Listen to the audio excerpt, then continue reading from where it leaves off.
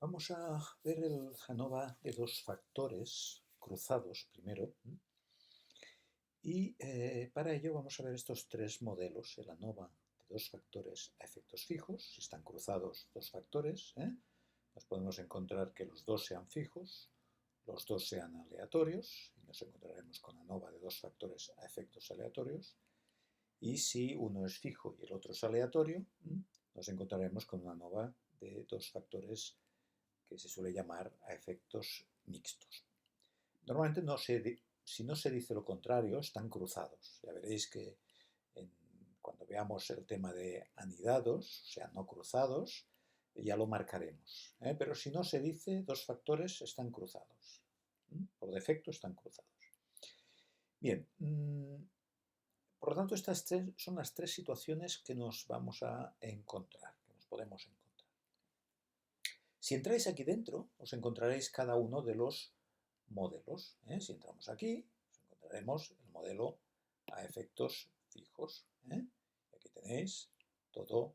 Una vez ya hemos visto una ANOVA de un factor, pues ahora lo que empezará a crecer es la parametrización para los dos factores fijos, para los dos aleatorios y para los mixtos, o sea, un fijo y un aleatorio. Lo que yo voy a hacer ahora es a presentaros un poco los tres modelos al mismo tiempo, y para ello he preparado una composición de los tres ficheros, de este, que son los dos factores fijos, del siguiente, que son los dos factores aleatorios, y del tercero, que son los factores mixtos, efectos mixtos, y lo he organizado con para que los tengamos aquí los tres presentes. Esto los podéis encontrar en cada uno de estos tres ficheros, cada uno de estos modelos, pero sí los podemos comparar. Ahora que ya hemos visto un factor, fijaos que ahora tendremos un subíndice más, la k, como podéis ver, la x sub i jk, porque aparece como una tercera dimensión, ¿no? Hay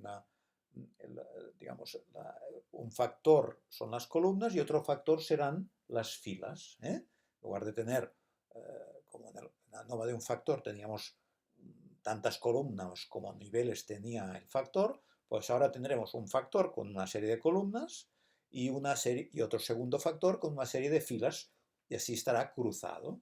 Así estará cruzado. Bien. Bueno, y lo podemos ver, fijaos que si vamos, para que veáis un poco un ejemplo, si vamos a temas, vamos a la ANOVA. Este es un fichero que para nosotros que estamos haciendo un curso de ANOVA nos queda pequeño, este tema 15. Este es un tema, digamos, muy introductorio. Lo estamos haciendo en un curso de ANOVA a un nivel mucho más global. Pero para que veáis un ejemplo, aquí os hablé hace en algún vídeo anterior de este ejemplo de insectos. Bueno, pues si vamos aquí, por ejemplo, imaginaos aquí que tenemos dos tipos de antihipertensivo, los llamados IECA y los llamados ARA2.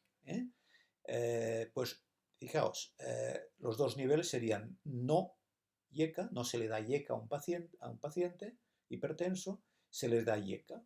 No se le da, sí se le da. Fijaos que tenemos dos factores, el factor ARA2 y el factor IECA, cruzados, porque los dos niveles están cruzados, el no y el sí están cruzados con el no y el sí de ARA2. ¿De acuerdo? Fijaos, por lo tanto, que antes cuando teníamos un factor, por ejemplo, si tuviéramos el factor IECA solo, pues tendríamos dos columnas. Pero ahora tenemos dos columnas y dos filas, pero que podríamos tener tres niveles, y cuatro niveles del segundo factor y cruzados. Pero todos los niveles de un factor están cruzados con todos los niveles del otro factor. Aquí tenemos la presión diastólica, lo que se llama la baja, la presión baja, el valor bajo, la presión diastólica de una serie de pacientes que eran hipertensos y ahora después de un tratamiento, se comprueba la evolución. Fijaos que aquí tenemos el no. El no es el placebo, digamos. El que se le ha dado un fármaco que no tiene ni IECA ni ARA2, que son dos tipos, como os decía antes, de antihipertensivo que se podrían combinar. ¿eh? ¿De acuerdo? Aquí estos solamente reciben YECA, no ARA2, estos reciben ARA2 y no YECA, y estos reciben los dos, la combinación. ¿eh? Entonces tenemos 4 observaciones, este es el tamaño de muestra, 4 observaciones en esta combinación de no, esta combinación de no ARA2 sí YECA, ¿de acuerdo? 4 pacientes de sí ARA2 y no YECA, 4 pacientes con sí, con los dos fármacos, ¿de acuerdo? Bueno, pues este es un ejemplo característico de dos factores cruzados, ¿de acuerdo? Bien, pues cuando tenemos esta situación, ¿qué ocurre? Que aparece pues un nuevo subíndice, porque claro, si yo ahora pongo antes poníamos X11 a este de aquí, ¿no? Pero ahora a este será el X111, X112, X113, X114. 1,1 hace referencia al primer nivel, ¿de acuerdo? Y este sería el X sub 2, 2, 1, X sub 2, 2, 2, X sub 2, 2, 3, X sub 2, 2, 4, ¿veis? Este sería el X sub 1, 2, 1, X sub 1, 2, 2, y así sucesivamente. Y aquí el X sub 2, 1, 1, X sub 2, 1, 2, etc. ¿De acuerdo? Bueno, pues esto, cuando ahora lo analizamos aquí, pues claro, tenemos que poner 3 subíndices, ¿de acuerdo? Uno para el primer factor, que tendrá A niveles, otro para el segundo factor, que tendrá B niveles, y otro para el tercer factor, que tendrá K niveles. No, perdón, no, el subíndice K será el tamaño de muestra, no K niveles, sino N observaciones. Es el tamaño de muestra que tendré en cada una de las condiciones experimentales. Pues ahora aparece cuando hago la descomposición de la variabilidad, aquella descomposición que veíamos en un factor, que ya aquí ya no vemos, no aparece, ¿de acuerdo? Tendremos pues una mu, fijaos que lo tenemos en los 3 casos, la media global, en torno a la que girarán todos los valores. Tendré un parámetro del primer factor, que hará referencia al primer factor, a la influencia, digamos, de las columnas. Un parámetro que hará referencia a las filas y un parámetro que hará referencia a cada condición experimental. O sea, en cada celdilla de estas que veíamos aquí, en cada celdilla habrá un valor característico, un alfa 1, 1, un alfa 1, 2, una alfa 2, 1, una alfa 2, 2, característico de cada uno de los cruces, digamos, entre niveles. ¿De acuerdo? Esto será un valor característico y esto es lo que le llamaremos interacción. Si estos valores no son cero, son distintos de cero, son positivos o negativos, un juego de positivos y negativos, porque como todo girará en torno a la mu, evidentemente unos se compensarán con otros, sumarán cero, como ahora veremos aquí. Pero en todo caso, esto es lo que llamaremos la interacción. ¿De acuerdo?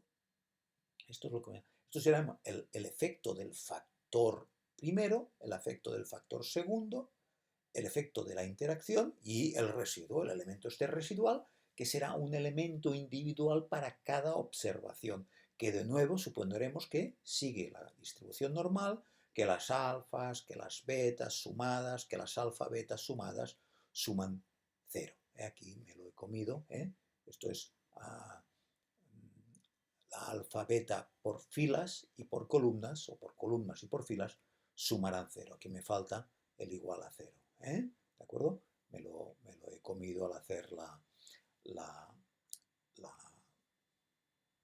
copia para ponerlo todos los tres modelos juntos. Bien, fijaos que en el caso de que los dos factores son aleatorios, pues cambiamos las letras griegas por letras latinas, pero la idea es la misma. ¿Veis? Y ahora de nuevo cambio, que ahora las A's no suman, sino que son normales y tienen una sigma sub A, que será la componente de la varianza del factor A, la componente de la varianza del factor B y la componente de la varianza del factor AB. ¿De acuerdo? O de la interacción, perdón, de la interacción A-B. ¿De acuerdo? cuando tenemos que uno es fijo, el primero, y el otro es aleatorio, tenemos una alfa para el factor fijo y una b para el factor aleatorio. Y la interacción pues está, es alfa, b. Pero siempre que yo cruzo dos factores, uno fijo y otro aleatorio, la interacción siempre será aleatoria. Siempre será aleatoria. ¿De acuerdo? Y el residuo. Y ahora las alfas suman 0, porque es un fijo, y la b es una normal 0 sigma sub b. Por lo tanto, tendré una componente de la varianza que le llamaré sigma sub b o sigma cuadrado sub b. Y la interacción tendrá una componente de la varianza, que le puedo llamar sigma sub alfa b o sub ab, haciendo referencia al factor ab, ya sé que es una componente de la varianza. ¿De acuerdo? ¿Veis? ¿De acuerdo? Tenemos los tres casos. Y ahora tenemos la tabla nova. La tabla nova parece una suma de cuadrados, como veíamos en un factor, una suma de cuadrados, que aquí será pues, la resta de cada observación respecto de la media de cada una de las columnas, de las medias de cada uno de los niveles en este caso, si estoy hablando del factor columna, de las medias de cada una de las columnas. Lo mismo, la misma idea y al cuadrado. Entonces, tendré una suma de cuadrados del factor A, una suma de cuadrados del factor B, una suma de cuadrados del AB y una suma de cuadrados residual. Unos grados de libertad, un cuadrado medio, que será la división de la suma de cuadrados por sus grados de libertad, y tendré unas F-ratios que ahora veremos. Unas F-ratios que ahora veremos. Aquí va a pasar lo mismo. Lo mismo. Fijaos que aquí no he puesto no he puesto esto, me lo he dejado aquí, como podéis ver, aquí tengo AB n-1 entre paréntesis, aquí me falta, pero es lo mismo, es lo mismo que me lo he dejado, ¿de acuerdo? Bien, y tendré, por lo tanto, un cuadrado medio de A, de B, de AB y residual, ¿de acuerdo? Esto es el cuadrado medio de A, de B, de AB y residual, que es la división de la suma de cuadrados por su grado de libertad. Y aquí lo mismo, tendré una tabla nova. O sea, cuando yo tenga unos datos como estos que estamos hablando, de el YK y el ARA2, cuando yo tenga estos datos, yo a la que haga una tabla nova, tendré hasta aquí los mismos valores, porque es el hecho de restar cada valor respecto a la media de las por filas, por columnas. Habrá una suma de cuadrados residual y una suma de cuadrados de la interacción que sumará todo un total, que será la variabilidad total. Aquí hubiera podido escribir SS total, que es la suma de estas cuatro. O sea, la suma de cuadrados totales ha quedado separada en cuatro sumas de cuadrados. En el caso de un factor quedaba disgregado en dos sumas de cuadrados. Por lo tanto, así como allí sí que tenía una suma de cuadrados del factor único que tenía y la suma de cuadrados residual y dividía uno por el otro, aquí voy a tener un problema. ¿Qué problema tengo? Fijaos que cuando yo hago la F-ratio aquí y aquí, los cocientes son diferentes. Fijaos que aquí divido por MSE. MSE y MSE. O sea, el MSA lo divido por MSE. El MSB lo divido por MSE. El MSAB lo divido por MSE. En cambio, aquí no ocurre lo mismo. El MSA lo dividiré por la interacción, por el MS de la interacción, el cuadrado medio de la interacción. El MSB lo divido por el cuadrado medio de la interacción. Y el MSAB de la interacción lo divido por el cuadrado medio del residuo. ¿De acuerdo? Y aquí, ¿qué ocurre? Que el fijo, que es el A, lo divido por la interacción. El aleatorio lo divido por el residuo. Y la interacción la divido por el residuo. O sea, tengo tres patrones diferentes. ¿Por qué ocurre esto? Bueno, y aquí entramos en otro de los momentos cruciales de ANOVA. ANOVA tiene dos momentos cruciales.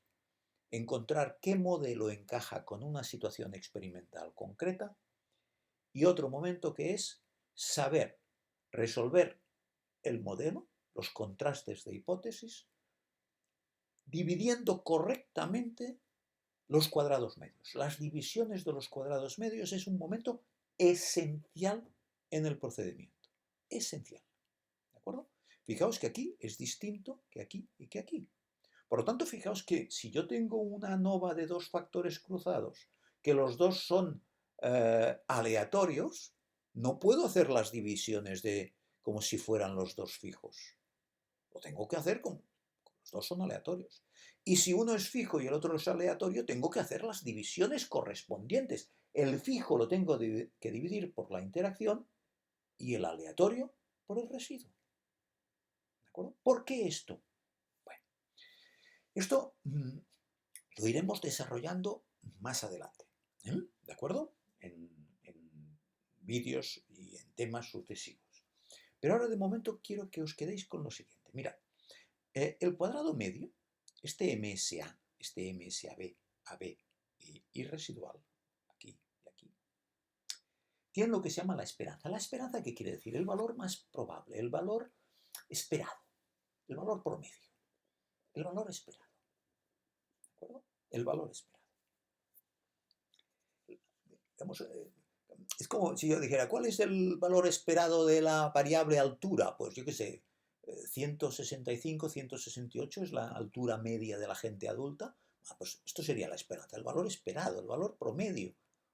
¿De acuerdo? A la hora de hacer un pronóstico de qué altura me voy a encontrar, pues no voy a predecir que me voy a encontrar en la calle, la primera persona que me encuentre, una persona de 1,90 m. Voy a intentar aproximarme al valor más, que esté más en el centro, que en una campana de Gauss es el valor más abundante, digamos, o estoy cerca del valor más abundante o de los valores más abundantes, donde hay más densidad de valores. ¿De acuerdo?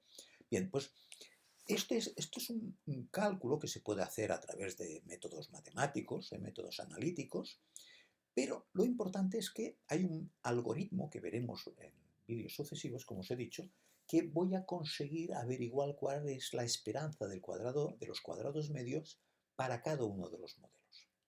De momento, creéroslo, pero dentro de unas lecciones, como os digo, lo veremos, cómo lo podemos a través de un algoritmo calcular. Y a través de métodos analíticos se podría demostrar, pero ya esto lo reservamos para una facultad de matemáticas, la demostración de cómo se llega analíticamente a estas esperanzas, a estas o a estas, dependiendo de si el modelo es a factores cruzados fijos, aleatorios o mixtos. Pero en todo caso, lo que me interesa que os deis cuenta es que siempre tengo una sigma cuadrado, ¿veis? Siempre tengo una sigma cuadrado más otras cosas. Como valor esperado, como valor promedio, como valor numérico esperado, como promedio. Bien. Entonces, fijaos que yo tengo tres contrastes de hipótesis. Lógicamente, tengo tres efectos posibles. Factor A, factor B, interacción. Factor A, factor B, interacción. Factor A, factor B, interacción. Tengo tres efectos. Tengo tres contrastes de hipótesis.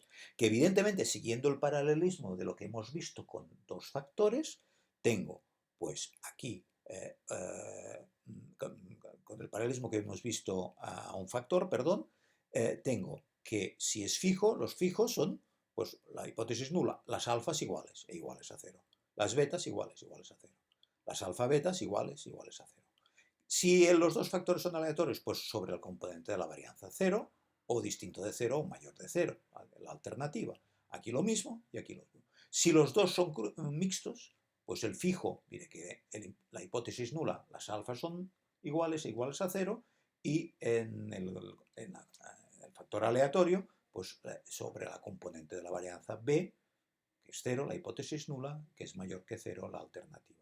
Y la interacción, como ya hemos dicho, que al cruzarse uno fijo y uno aleatorio es aleatorio, pues también tendrá una componente de la varianza. Pero el problema no es el contraste, que esto ya se entiende que será así, sino cuál es el contraste que tengo que hacer. O sea, ¿con qué estadístico de test? Bueno, pues con la F-ratio correspondiente. Fijaos que aquí tengo que la F-ratio que seguirá. ¿Qué distribución? Pues lo mismo que veíamos, una F con grados de libertad, con los parámetros, los grados de libertad del numerador, grados de libertad del denominador, dependiendo de lo que haya dividido en el cociente. Fijaos, si yo aquí divido A-1 por AB n-1, pues la F tendrá estos grados de libertad, estos valores de los coeficientes. Por tanto, el umbral que yo encuentre, el umbral que yo busque en la tabla, vendrá dado por la f correspondiente, como hemos visto para un factor. Exactamente lo mismo. Aquí, fijaos que voy a dividir por AB. Por lo tanto, lógicamente, el valor de los parámetros será A, dependiendo de los grados de libertad del numerador y del denominador. Como aquí es A-1 y aquí es A-1 por B-1, pues tengo los cocientes respectivos, ¿de acuerdo? Porque son los cocientes de A y los de la interacción. Y aquí lo mismo, ¿de acuerdo? Pero lo que me interesa que veáis ahora es ¿por qué divido aquí por el residuo siempre? Bueno, pues porque fijaos, ¿cuál es la lógica? Yo tengo que, la f hemos visto que está polarizada. Tengo una zona cerca del cero, hipótesis nula, y cerca del infinito, o sea, cuando voy aumentando el valor de la f, me voy aproximando a una zona de alternativa, donde pesa la alternativa. Y me tengo que decidir creando un umbral que encontraré respectivamente, como hemos visto, con las f's respectivas. ¿Vale? Bien.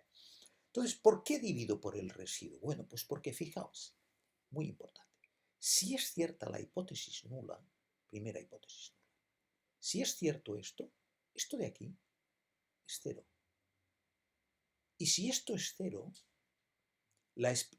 si es cierta la hipótesis nula, esto es cero. Y por lo tanto, MSA y MSE, la MS residual, tienen la misma esperanza. Por lo tanto, si es cierta la hipótesis nula, dividir MSA por MSE, digamos, se aproxima a un valor próximo a cero, pequeño, un valor pequeño. Y en cambio, si no es cierta la hipótesis nula, o sea que las alfas no son cero, o todas las alfas no son cero, ¿qué querrá decir? Como la alfa sub pi la hago al cuadrado, los positivos y los negativos en este sumatorio no se van a compensar. Y por lo tanto, la esperanza de MSA, si no es cierta la hipótesis nula, es bastante más grande que sigma cuadrado. Es sigma cuadrado más este valor de aquí. Por lo tanto, cuando yo divida MSA por MSE, voy a tener valores que se van a ir alejando del cero. Va a ir creciendo la F ratio, si es cierta la alternativa. O sea, que tengo polaridad. Si es cierta la hipótesis nula, el valor será próximo a 1, próximo a 0, digamos, porque estaré dividiendo dos cuadrados medios con la misma esperanza, si es cierta la hipótesis nula, con los valores mismos, y si es cierta la alternativa, no tendrán la misma esperanza, y el numerador siempre tendrá un valor más grande porque le estoy sumando este elemento de aquí. Lo mismo pasa cuando contraste el segundo factor, que este valor de aquí no será cero, será un valor progresivamente más grande, cuanto más grandes sean las diferencias entre los niveles del segundo factor. Y con la interacción lo mismo. Por lo tanto, siempre voy a dividir por el residuo, cosa que no ocurre aquí. Y aquí está la clave. Fijaos, si es cierta la hipótesis nula, esto es cero, esto es cero. Pero si esto es cero, dividir por el residuo podría ser grande por culpa de esto. Podría ser grande por culpa de esto. Esto está interfiriendo. No tengo la misma esperanza en el numerador y en el denominador. Por lo tanto, tengo que dividir por ¿qué cuadrado medio? Por este cuadrado medio de aquí. Que si es cierta la hipótesis nula y esto es cero, estaré dividiendo dos cuadrados medios con la misma esperanza, con el mismo valor esperado, y por lo tanto tendré esta polaridad que busco. Fijaos que podría ser que si dividiera por el residuo, el valor fuera grande no por culpa de la hipótesis nula, sino por culpa de que me está interfiriendo esta componente de la varianza. O sea, lo lógico es que divida por algo donde el único elemento en duda es el elemento del contraste de hipótesis. Por eso, cuando contraste el efecto del factor A, dividiré por la interacción. Cuando contraste el efecto del factor B, también dividiré por la interacción, porque va a pasar lo mismo. Cuando yo contraste esta hipótesis nula, si es cierta la hipótesis nula, esto será cero, y por lo tanto tiene sentido dividir por la interacción, no por el residuo, porque de nuevo este elemento me estaría interfiriendo. En cambio, cuando yo contraste el efecto de la interacción, sí que dividiré por el residuo, porque ahora sí, si esto es cero, si la hipótesis nula es cierta, ahora voy a dividir por el residuo porque en el numerador y en el denominador, si es cierta la hipótesis nula, estoy, digamos, trabajando con dos cálculos que tienen la misma esperanza, si es cierta la hipótesis nula. ¿De acuerdo? Cosa que no ocurre con el mixto. En el mixto, fijaos, ¿qué ocurre? Si contrasto esta hipótesis, la primera, la del efecto del factor fijo, esto será cero si es cierta la hipótesis nula y voy a tener que dividir por la interacción. ¿Veis? Porque tengo este elemento de aquí y ¿por qué cuadrado medio voy a dividir? Por el de la interacción, porque de esta manera tendré esperanzas con la misma esperanza. No dividiré por el residuo, porque estaría dividiendo por algo que me podría estar interfiriendo esta componente de la varianza. ¿De acuerdo? Este valor de sigma cuadrado sub AB. En cambio, cuando yo contraste la hipótesis del factor aleatorio, de la sigma sub b al cuadrado, si es cierta la hipótesis nula, esto es cero, y ahora al dividir por el residuo, sí que estará dividiendo dos cuadrados medios con la misma esperanza si fuese cierta la hipótesis nula. Y tendré polaridad en el cociente. Cosa que no tendría si dividiera por la interacción en este caso, porque estaría dividiendo dos cosas que tienen, si es cierta la hipótesis nula, una esperanza distinta, porque este elemento me estaría interfiriendo. ¿Veis? O sea, el por qué se divide cada numerador por el denominador correspondiente es en función de cuáles son las esperanzas de los cuadrados medios. ¿De acuerdo? Este es un razonamiento fundamental en todo lo que nos queda de esta materia ANOVA. Todos los modelos se resuelven sabiendo, digamos, estudiando cuáles son las esperanzas de los cuadrados medios. Excepto en el caso de un factor, que como solo hay dos cuadrados medios, el del factor y el residual, el único cociente, tanto para factor fijo como para factor aleatorio, es la división del cuadrado medio del factor por el cuadrado medio residual. Porque no hay más. Pero en cambio sí que ocurre esto cuando hay dos factores o más, donde las cosas se complican sobremanera, como veremos, y es fundamental saber para cada modelo, para cada situación, cuáles son las esperanzas de los cuadrados medios. Porque es lo que me va a dar, me va a proporcionar cuál es la división adecuada para realizar los diferentes contrastes de hipótesis del modelo. ¿De acuerdo? ¿Sí? Bien, pues gracias.